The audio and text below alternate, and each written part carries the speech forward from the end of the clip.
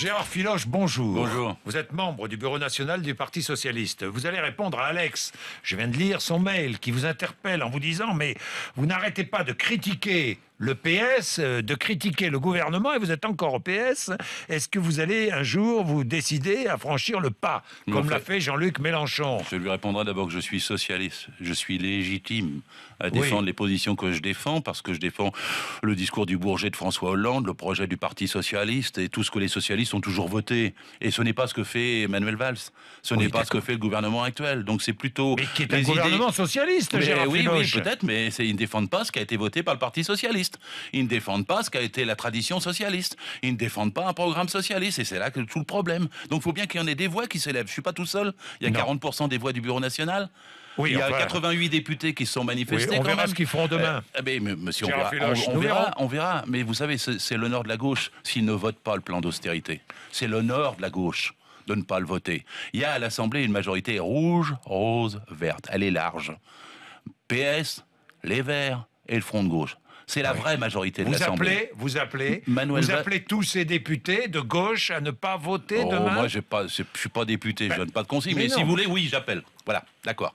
C'est-à-dire, je suis pas député, je donne pas d'ordre. Vous avez une voix qui est écoutée. J'écoute. Oui, j'appelle. Il faut pas voter ça.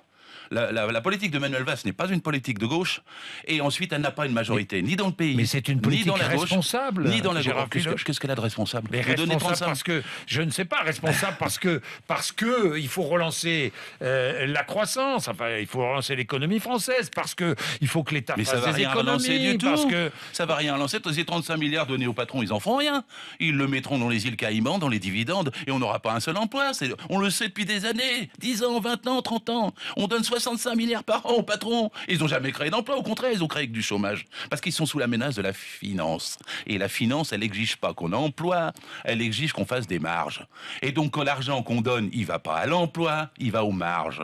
Et donc, le fond du problème, c'est que ce qui se passe là avec le programme de Valls va pas lutter contre le chômage. Je vous le pronostique, il va aggraver la situation économique.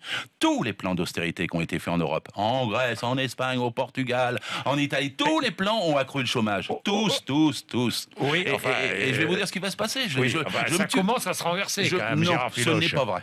Ce n'est pas vrai. En Grèce, vous avez 52% de chômeurs pour les jeunes. Vous avez 32% pour la population. Les salaires ont baissé d'un tiers. Une consultation chez un médecin, c'est 120 €. C'est un vrai pillage, une destruction qui s'est produite contre les Grecs et contre la Grèce. C'est quasiment un crime contre l'humanité qui a été fait par la Troïka contre les Grecs. Et ce qui se passe en Espagne, ce qui se passe au Portugal, c'est la même chose. Faut pas de l'austérité. Même le FMI vous le dit maintenant. Faut investir. Faut augmenter les salaires. Sinon, vous faites du chômage.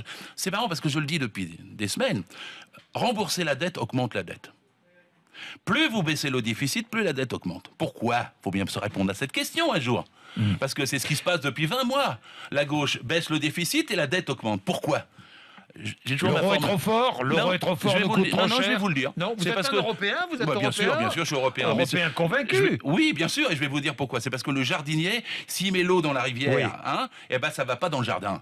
Et donc, en vérité, le problème aujourd'hui, c'est que l'argent qu'on va donner aux patrons, il ira pas dans l'emploi, il ira pas dans l'économie. Et les 50 milliards d'austérité, c'est le pire. Je le dis aussi, les gens n'entendent pas. Vous aurez plus de PQ dans les hôpitaux dans 6 mois. Vous aurez des administrations qui fonctionneront plus. Vous aurez des escalators, vous aurez des problèmes d'équipement. Il n'y a pas d'économie à faire dans le fonctionnement de l'État. Monsieur, pour l'instant, ce qu'il faut, c'est pas des économies, il faut dépenser pour que l'économie ressorte en marge. Dépenser quel argent? L'argent qu'on n'a pas. J'aime cette question. Alors, parce qu'à chaque fois, c'est la même chose. Je vais vous dire, il y a 80 milliards de fraude fiscale. 80. Vous vous rendez compte, on parle de 35 et de 50. Oui, mais attendez, on peut aller chercher ces 80 milliards. C'est plus facile, peut-être, de prendre dans les petites retraites et les petits salaires, d'aller chercher les 80 milliards. Moi, je vous propose d'aller chercher les 80 milliards. Moi, je vous propose d'empocher les 2000 inspecteurs des impôts. Je vais vous donner un deuxième exemple. Il y a 500 familles. Alors, à chaque fois, personne ne me relance sur ces questions. 500 familles, elles possèdent 330 milliards, alors que le budget de l'État est 300 milliards. Elles ont gagné 59 milliards de plus l'année dernière. C'est pas avec leur travail, c'est avec le nôtre. Parce que ça se saurait si on gagne 59 milliards en travaillant. Donc, elles ont gagné 59 milliards. Je propose que, par mesure de salut public, on nous dit qu'il y a une crise. On prenne la moitié de ces milliards. On a déjà réglé le problème. Je vous propose qu'on ait cherché la moitié de la fraude fiscale. On a déjà réglé le problème. Je vous propose que sur les dividendes, qui sont parfois durs à calculer, j'en conviens, 210 milliards bruts, 84 milliards nets, Prenons le chiffre le plus bas, 84 milliards net. Je vous propose d'en prendre la moitié. Pendant 1 an, 2 ans, 3 ans, on a réglé le problème. Pourquoi s'attaque-t-on aux salariés? Pourquoi s'attaque-t-on aux petits retraités?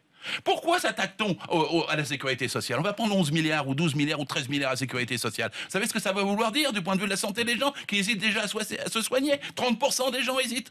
Je vais vous donner un autre exemple. On va prendre 11 milliards aux collectivités territoriales. Comment la gauche peut-elle faire ça? Elle s'est battue contre le fait que Sarkozy le fasse. 11 milliards, alors on va présenter des candidats dans 11 mois, 10 mois maintenant.